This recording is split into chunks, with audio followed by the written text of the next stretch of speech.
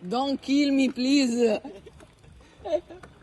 L'ho incontrato Ciao bro, come una stai? sera in Piazza Mercato, era vestito appunto da clown, molto simile a It, che fissava le persone in modo un po'...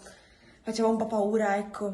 E ecco, quindi ha incitato anche dei ragazzi a venire verso di lui.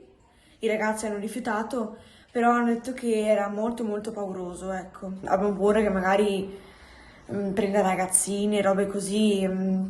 Ecco, io sì, ho molto paura. A 10 giorni esatti dall'avvistamento di una persona travestita da pagliaccio al parco di Torreglia spuntano nuove testimonianze.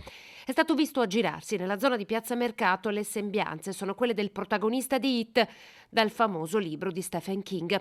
Eccolo aggirarsi nel buio, nel video realizzato da 2 ragazzi in bicicletta.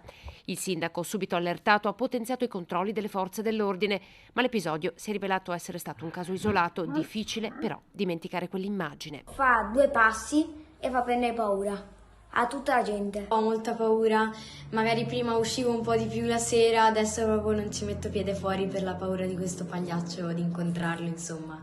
Perché io non l'ho mai visto dal vivo, però vedendo solo il video e raccontando quello che mi hanno raccontato le mie amiche mi sono molto terrorizzata. Le mani faceva così. Preoccupati anche i genitori che abbiamo incontrato.